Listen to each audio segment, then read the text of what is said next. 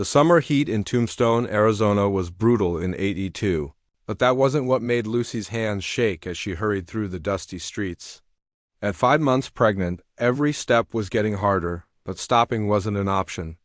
Not when three dangerous men were hunting her down. Believing she had something that belonged to them, Lucy pulled her worn shawl tighter around her shoulders, trying to hide the growing curve of her belly. Just 2 weeks ago, she had been the wife of notorious outlaw Billy Crawford. Now she was a widow with nothing but the clothes on her back and a terrible secret that could get her killed. Billy had been shot down in broad daylight outside the Silver Dollar Saloon. The man who killed him, another outlaw named Snake Henderson, claimed Billy owed him money. But that wasn't the whole truth. What Snake and the other gang members didn't know was that Billy had stolen a large sum of money from their last robbery. Money that was supposed to be split among the gang. Money they all believed Lucy now had hidden away somewhere. The reality was far different and much worse. Billy had gambled away every last cent before his death, just like he always did. Lucy had found this out when she tried to pay for his burial and discovered their small savings account was completely empty. The undertaker had been kind enough to accept her wedding ring as payment, leaving her with absolutely nothing. But Billy's former partners didn't believe her when she tried to explain. They thought she was lying, protecting the stolen money for herself. The night after Billy's funeral, one of them, a mean-spirited man called Viper, had cornered her behind the boarding house where she was staying. "Listen here, pretty lady," he had said, his breath reeking of whiskey and tobacco. "We know Billy took our share of that bank job in Phoenix, and we know you know where he hid it. You got 3 days to hand it over, or things are gonna get real unpleasant for you and that baby you're carrying." Lucy had spent those 3 days frantically searching through Billy's few belongings, hoping against hope that maybe, just maybe, he had hidden some money away. But there was nothing. Billy Crawford had been many things, but a planner wasn't one of them. He lived for today and never thought about tomorrow. When the 3 days were up and she still had nothing to give them, Lucy knew she had to run. The Crawford gang was known throughout the territory for their violence. They had killed men for much less than what they thought she had stolen from them. Being pregnant wouldn't protect her. If anything, it would make her an easier target. She sold the only thing of value she had left, a small silver locket that had belonged to her mother, and used the money to buy passage on a wagon heading north. The wagon master, an elderly man named Joe, took pity on her when she explained she was a widow traveling to meet relatives in Colorado. "You just rest easy, miss," Joe had told her. "We'll get you there safe and sound." But Lucy couldn't rest easy. Every time the wagon stopped, she scanned the faces in each town, terrified she would see Viper or one of the other gang members. She had cut her long brown hair short and dressed in some of Billy's old clothes, hoping to pass as a young man traveling alone. But as her pregnancy progressed, the disguise was becoming harder to maintain. The other passengers on the wagon were kind but curious. There was a young family heading to start a farm, an elderly woman visiting her grandchildren, and a traveling preacher who seemed to suspect something wasn't quite right about the quiet young man who kept to himself in the corner of the wagon. Lucy's biggest fear wasn't just being caught by Billy's former gang. She was also terrified of what would happen when her baby was born. How could she raise a child alone with no money and no family? Billy had been her only connection to the world, and now that he was gone, she felt completely lost. At night, when the wagon stopped to make camp, Lucy would lie awake listening to the sounds of the desert. Coyotes howling in the distance, the crackle of the dying campfire, the snores of her fellow travelers. She would place her hand on her growing belly and wonder what kind of life she could possibly give to this innocent child. The baby's father had been an outlaw and a gambler. Lucy herself had no education, no skills beyond basic cooking and sewing. She couldn't read well and had never held a job. Billy had always taken care of the practical things, even if he had done it badly. Now she was completely on her own. As the days passed and they traveled further from Arizona, Lucy began to hope that maybe she had escaped. Maybe the gang had given up looking for her. Maybe she could start fresh somewhere new and find honest work to support herself and her baby. But then, at a small trading post where they stopped for supplies, she overheard two men talking about strangers who had been asking questions about a pregnant woman traveling alone. Her blood turned to ice as she realized they were still hunting her. The Crawford gang wasn't giving up. They were following her trail, and they were getting closer. That night, Lucy made a desperate decision. She couldn't stay with the wagon any longer. The other passengers were innocent people, and she couldn't risk bringing danger to them. She also couldn't risk being caught when she had nowhere to run. She waited until everyone was asleep, then quietly gathered her few belongings and slipped away into the darkness. Joe had mentioned that they were only a day's ride from a place called Shadow Valley, where there was supposed to be good grazing land and maybe work for honest folks. Lucy had never stolen anything in her life, but that night she took one of the spare horses. She told herself she would find a way to pay Joe back someday, but right now, survival was more important than honesty. Riding alone through the Colorado mountains while pregnant was dangerous and exhausting. Lucy had never been much of a rider, and the horse seemed to sense her inexperience. Several times she almost fell, and each bump and jolt sent sharp pains through her back and belly.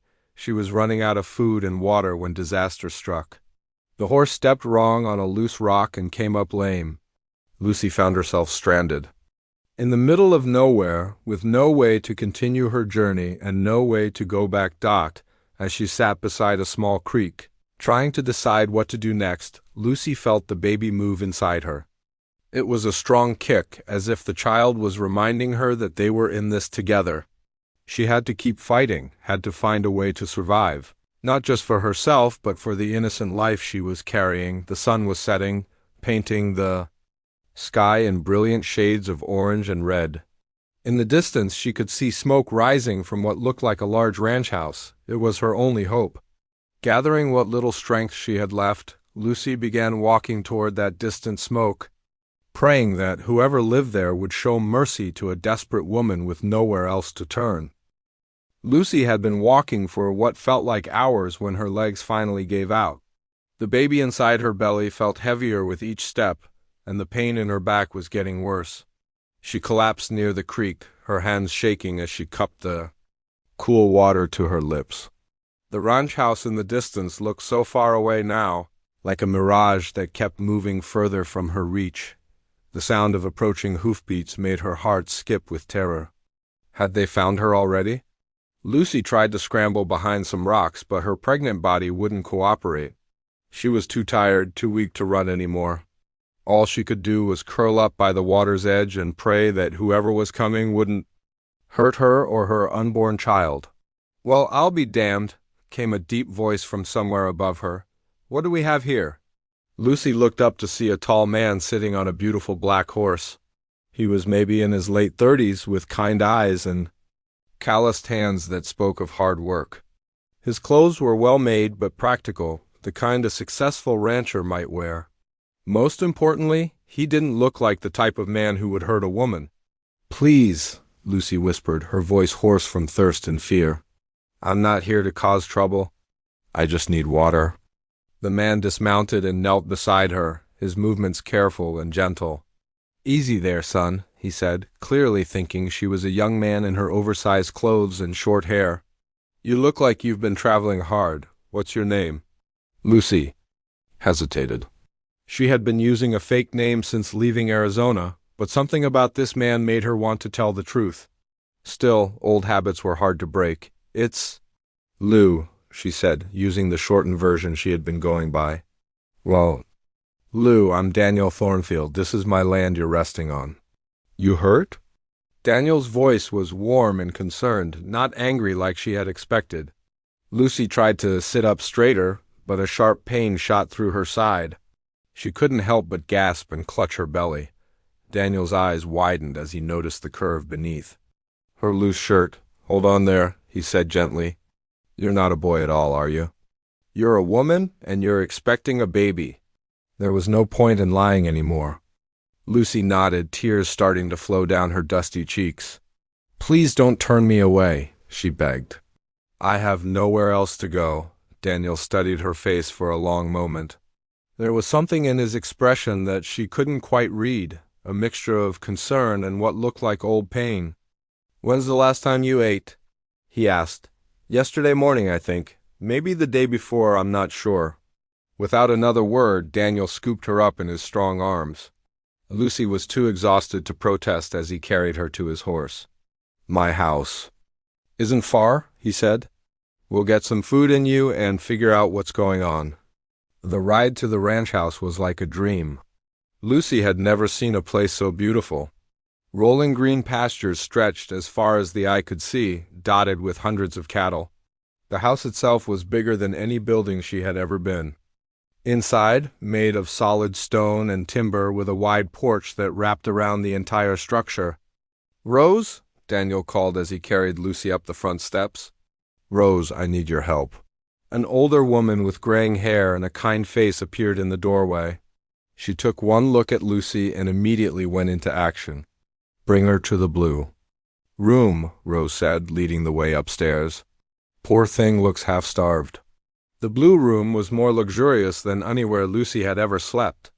The bed was enormous, with soft quilts and fluffy pillows. Rose helped her out of her dirty clothes and into a clean nightgown, then brought her a tray of food that smelled like heaven. "Eat slowly," Rose warned as Lucy attacked the bread and soup. "You don't want to make yourself sick." While Lucy ate, Rose and Daniel talked quietly in the hallway. She could hear bits of their conversation through the partially open door. "She's running from something," Rose was saying. "Look at her hair, chopped off rough like that. And those clothes, way too big for her. She's disguised herself as a boy." "I figured as much," Daniel replied. "Question is, what's she running from? And how far along is she with that baby?" "5. Maybe 6 months if I had to guess. She's skinny everywhere except her belly, which means she hasn't been eating regular." "Could be trouble, Daniel. Maybe we should contact the sheriff?" "No," Daniel said firmly. "Not yet. Let's hear her story first. She's scared enough as it is." Lucy finished eating and lay back against the soft pillows, feeling more comfortable than she had in months. But comfort brought its own problems. When you weren't focused on just surviving, all the worries and fears came rushing back. What was she going to do? She couldn't stay here forever, living off the kindness of strangers. Daniel knocked softly on the doorframe. "Feeling better?" Lucy nodded. "Thank you for your kindness, Mr. Thornfield. I'll be gone in the morning." "I don't want to be a burden." "You're not going anywhere until we know you and that baby are healthy," Daniel said, sitting down in the chair beside her bed. "Now, why don't you tell me what's really going on, and start with your real name?" There was something about Daniel's voice that made Lucy want to trust him. Maybe it was because he had already shown her more kindness than she had received in months. Maybe it was because she was just too tired to keep lying. Or maybe it was because she desperately needed someone to help her figure out what to do next. "My name is Lucy Crawford," she said quietly. "I was married to an outlaw named Billy Crawford. He was killed 2 weeks ago, and now his gang thinks I have money that Billy stole from them. But I don't have it. Billy gambled everything away before he died, and now they want to kill me for something I don't even have." Daniel listened without interrupting as Lucy told him the whole story. About Billy's gambling, about the threats from his former partners, about her desperate flight north. When she finished, the room was quiet except for the sound of crickets outside the window. "These men," Daniel said finally. "Do you think they followed you here? I don't know. I hope not. I tried to cover my tracks, but I'm not very good at this kind of thing. I was never part of Billy's outlaw life. I just married him because I loved him, even though I knew what he was." Daniel stood up and walked to the window, looking out at his peaceful ranch. Lucy could see he was thinking hard about something. When he turned back to her, there was a determined look in his eyes. "Here's what we're going to do," he said. "You're going to stay here until that baby is born and you're both healthy. After that, if you want to leave, I'll help you get wherever you want to go. But while you're here, you're under my protection. Anyone who wants to hurt you will have to go through me first." Lucy stared at him in amazement. "Why would you do that for a stranger?" Daniel's expression grew sad for a moment. Let's just say I know what it's like to lose someone you love, and I believe everyone deserves a second chance at happiness. 2 weeks had passed since Daniel found Lucy by the creek, and she was starting to feel human again. Rose had been feeding her well, and the color was returning to her cheeks. The baby seemed stronger too, kicking more often now that Lucy was getting proper nutrition and rest. But with health came worry. She couldn't stay here forever, living off Daniel's kindness like some charity case. Lucy was helping Rose with the laundry when Daniel approached them with a serious expression on his face. "Ladies, we need to talk," he said, glancing around, to make sure none of the ranch hands were within earshot. "What's wrong?" Lucy asked, immediately fearing the worst. Had someone been asking questions about her in town? "I was in town yesterday picking up supplies," Daniel said. "The sheriff mentioned that 3 men had been through asking about a pregnant woman traveling alone. They claimed she was a relative who had run off with some family money." Lucy's blood turned to ice. "They found me," she whispered. "Not yet," Daniel said quickly. "The sheriff didn't tell them anything because he's never seen you. But it's only a matter of time before they start checking the outlying ranches. We need a plan." Rose wrung out a shirt with more force than necessary. "Those no-good varmints," she muttered. "Chasing after a pregnant woman like she's some kind of criminal." Lucy sank down onto a wooden crate, her hands shaking. "I have to leave tonight. I won't bring trouble to your home, Daniel. You've been too kind already." "You're not going anywhere," Daniel said firmly. "Not in your condition, and not when those men are still looking, but I do have an idea. It's a bit unconventional, but it might just work." Lucy looked up at him with hope and fear mixed in her eyes. "What kind of idea?" Daniel took a deep breath. "We get married today, a simple ceremony with Preacher Williams. As far as anyone knows, you're my wife, and that baby you're carrying is mine. Those men are looking for a pregnant widow on the run, not a respectable rancher's wife." The suggestion hit Lucy like a physical blow. "I can't ask you to do that," she said. "Marriage is supposed to be about love, not ... not this." "Who says it has to be a real marriage?" Daniel replied. "We could make it a business arrangement. You get protection and a name for your baby, I get—" He paused, looking slightly embarrassed. "Well, this house has been mighty lonely since my first wife died. Having some company might be nice," Rose nodded approvingly. "It's a good plan, Lucy. Daniel's one of the most respected men in 3 counties. Nobody would dare question his wife," but Lucy shook her head. "It's too much to ask. What if people find out the truth? Your reputation would be ruined." "My reputation can take care of itself," Daniel said. "The question is, do you have a better idea?" Lucy didn't. She had been racking her brain for weeks trying to figure out a way forward, and every path seemed to lead to a dead end. She was 6 months pregnant now, with no money, no family, and no skills that would help her support a child. Winter was coming, and she couldn't keep running forever. "It would just be temporary, right?" she asked quietly. "Until the baby is born and those men give up looking for me?" Daniel's expression was hard to read. "As temporary as you want it." To be that afternoon, Preacher Williams rode out to the ranch.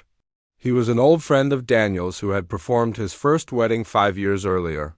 He seemed a bit confused by the rushed nature of this ceremony, but Daniel explained that Lucy was from back east, and they didn't want to wait for a big wedding. Lucy wore a simple blue dress that had belonged to Daniel's first wife, Rose had altered it to fit over her pregnant belly, and it was the most beautiful thing Lucy had ever worn. As she stood in the parlor next to Daniel, repeating vows that felt both false and strangely meaningful, she wondered what she was getting herself into. The preacher pronounced them husband and wife, and Daniel gave her a gentle kiss on the cheek. It was done.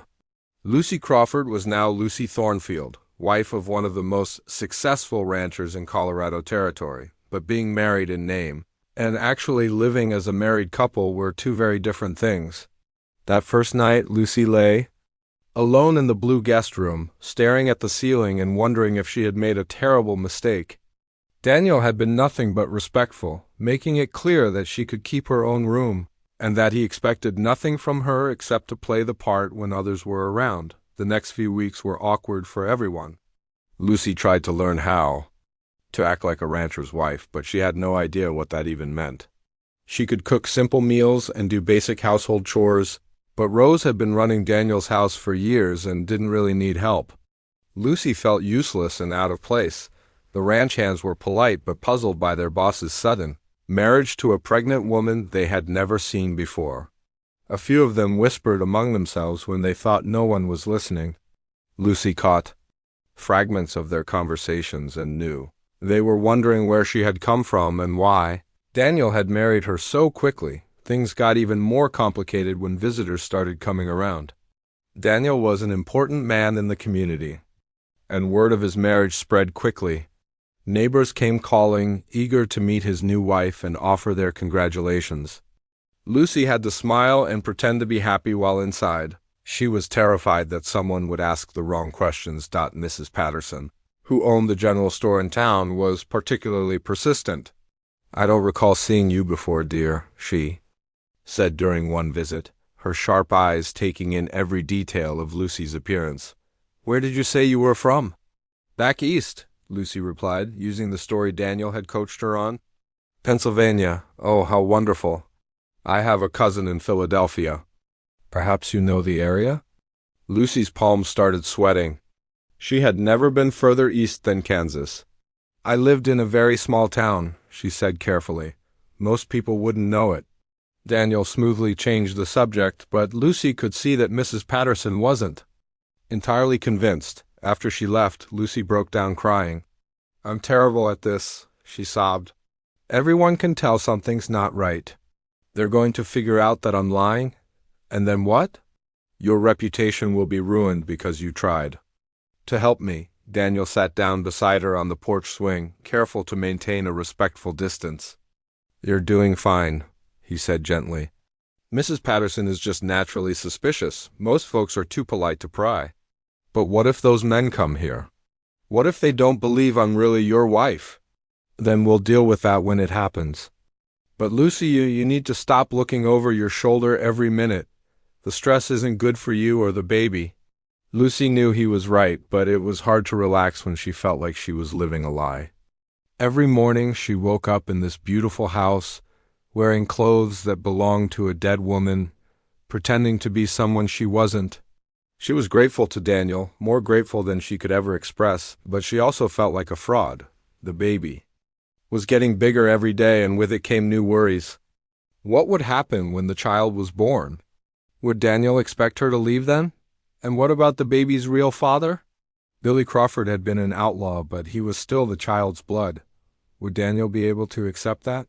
These questions kept Lucy awake at night, staring out the window at the stars and wondering what the future held for all of them. Winter came early to Shadow Valley that year, and with it came trouble that Lucy had been dreading for months.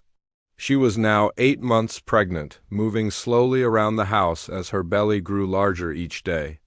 The baby was active, kicking and rolling inside her, as if sensing that something big was about to happen. It was a cold Tuesday morning when Jake, one of Daniel's ranch hands, came running up to the house with panic in his eyes.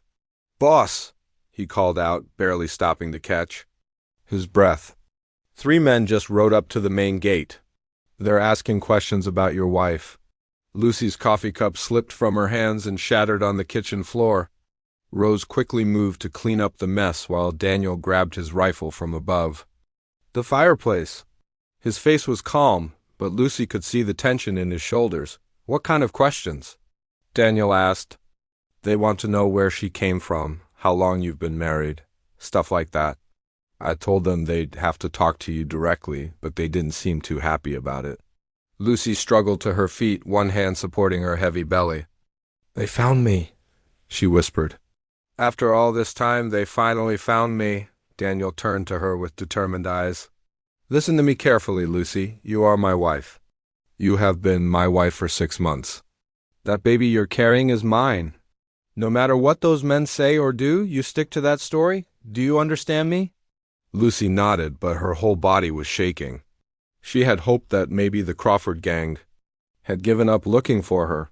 that maybe they had moved on to other crimes and forgotten about the money they thought she had. But hope was a dangerous thing when you were dealing with desperate men. "Jake, round up all the boys," Daniel ordered. "Tell them we might have trouble. And send someone to town for the sheriff. These men are trespassing on my land, and I want them gone." But before Jake could even leave the house, the sound of hoofbeats echoed across the yard. Through the window, Lucy could see 3 riders approaching. Her heart nearly stopped when she recognized the man in front. It was Viper, Billy's old partner, the one who had threatened her back in Tombstone. He looked older and meaner than she remembered, with a long scar across his left cheek that hadn't been there before. "Daniel Thornfield," Viper called out as he dismounted. "We need to have ourselves a little chat." Daniel stepped out onto the porch, his rifle held casually but ready. Lucy watched from behind the curtains, her hand pressed against the window. She could see that Viper had brought 2 other men with him, both armed and looking like they hadn't had a decent meal or bath in weeks. "This is private property," Daniel said in a steady voice. "State your business or move along." Viper spat into the dirt and looked around the ranch with obvious envy. "Nice place you got here, Thornfield. Must be doing real well for yourself. Heard you got married recently. That's real nice. Real romantic, marrying a pregnant woman and all. My personal life is none of your concern. See, that's where you're—" "Wrong," Viper said, his voice getting nastier. "Because I think your new wife used to be married to a friend of mine, fellow named Billy Crawford. And I think she's got something that belongs to me." Lucy felt the baby kick hard, as if responding to her fear. She wanted to run, to hide, to disappear completely, but there was nowhere to go. Her body was too heavy and slow to run, and even if she could, where would she go in the middle of winter while 8 months pregnant? Daniel's voice remained calm. "I think you've got the wrong woman, friend. My wife is from Pennsylvania. Never heard of anyone named Crawford." Viper laughed, but it wasn't a pleasant sound. "Is that right? Well, maybe we should ask the lady herself. Why don't you bring her out here so we can have a look? My wife is in a delicate condition. She doesn't need to be bothered by strangers making wild accusations." "Strangers?" Viper's hand moved to rest on his gun. "Now that's funny because I knew Lucy Crawford real well. Watched her marry Billy right there in Tombstone. Sweet little thing with dark hair and green eyes. About so tall." He held up his hand to indicate Lucy's height. "I bet if we got a good look at your wife, we'd see some real familiar features." The 2 men with Viper spread out slightly, and Lucy realized they were getting ready for a fight. She could see some of Daniel's ranch hands gathering near the barn, but they seemed uncertain about what to do. This wasn't the kind of trouble they usually dealt with. Daniel must have sensed the growing tension too. "Even if you're right about who my wife used to be, it doesn't matter now. She's under my protection. Whatever happened before we were married is in the past." "Oh, but it ain't in the past," Viper snarled. "See, Billy Crawford stole $3,000 from our last job. Money that was supposed to be split 4 ways. And when Billy got himself killed, that money didn't just disappear. His widow knows where it is, and we want it back." "Then you'll have to keep looking, because my wife doesn't have any stolen money." Viper pulled his gun halfway out of its holster. "I think you're lying, Thornfield. I think you're protecting a thief. And I think if we search this house real good, we'll find what we're looking for." That's when Daniel raised his rifle. "The only thing you'll find if you try to enter my house is a belly full of lead. Now get off my land before I lose my patience." For a moment, nobody moved. The only sounds were the wind whistling through the trees and the distant lowing of cattle.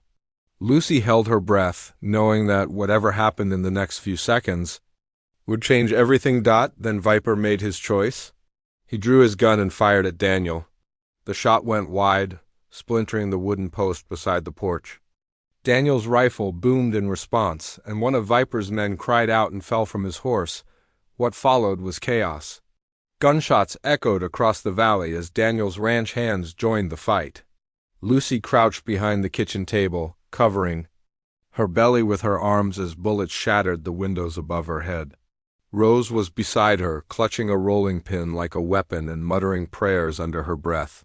The battle seemed to last forever, but it was probably only a few minutes. When the shooting finally stopped, Lucy could hear Daniel calling her name. She crawled to the window and looked out to see Viper lying motionless in the dirt. One of his companions was wounded but alive, while the third was nowhere to be seen. "Lucy!" Daniel called again. "Are you all right?" But Lucy couldn't answer. The stress and fear had triggered something inside her, and suddenly she was doubled over with pain. Water was running down her legs, and she realized with shock that her labor had started. "Rose," she gasped. "The baby's coming. The baby's coming right now." Rose's eyes went wide. "In the middle of a gunfight? Well, I never." "Daniel!" she shouted. "Forget about those outlaws. Your wife's having a baby." The next several hours were the longest of Lucy's life. While Daniel and his men dealt with the aftermath of the gunfight outside, she was upstairs fighting a different kind of battle. Rose had taken charge immediately, sending one of the ranch hands to fetch the town doctor and turning the blue bedroom into a makeshift delivery room. "Just breathe, honey," Rose kept saying as another contraction gripped Lucy. "This baby's coming whether we're ready or not." Lucy had never been so scared in her life. Not when Billy was killed, not when the gang threatened her, not even during the gunfight downstairs. Nothing compared to the overwhelming pain and fear of bringing a child into the world, especially under these circumstances. What if something went wrong? What if the baby was hurt? What if she died and left her child? An orphan? Daniel appeared in the doorway, his face streaked with dirt and worry. "How is she?" he asked Rose quietly. "Baby's coming fast," Rose replied. "Doctor's still 20 minutes away at least. You might need to help me with this." Daniel looked terrified at the prospect, but he didn't hesitate. He washed his hands quickly and knelt beside the bed. "I'm right here, Lucy," he said softly. "You're going to be fine. You're the strongest woman I know." Lucy wanted to laugh at that if she hadn't been in so much pain. Strong? She had been running and hiding for months, living off the kindness of others, too scared to even use her real name. But as another contraction hit, she realized that maybe Daniel was right. Maybe it did take strength to survive what she had been through. Maybe it took strength to keep fighting for her baby's future, even when everything seemed hopeless. "I can see the head," Rose announced excitedly. "Come on, Lucy, just a few more pushes." Lucy bore down with everything she had, thinking about all the reasons she needed to survive this. She wanted to hold her baby, to see what he or she looked like. She wanted to thank Daniel properly for saving her life. She wanted to live long enough to be a good mother, the kind of mother her own child deserved. And then, just as the sun was setting outside the window, Lucy's baby entered the world with a loud, healthy cry. Rose wrapped the tiny, squirming bundle in a clean blanket and placed her in Lucy's arms. "It's a girl," Rose said with tears in her eyes. "A beautiful, perfect little girl." Lucy stared down at her daughter in amazement. The baby had a full head of dark hair and the tiniest fingers Lucy had ever seen. She was beautiful and alive and completely dependent on Lucy for everything.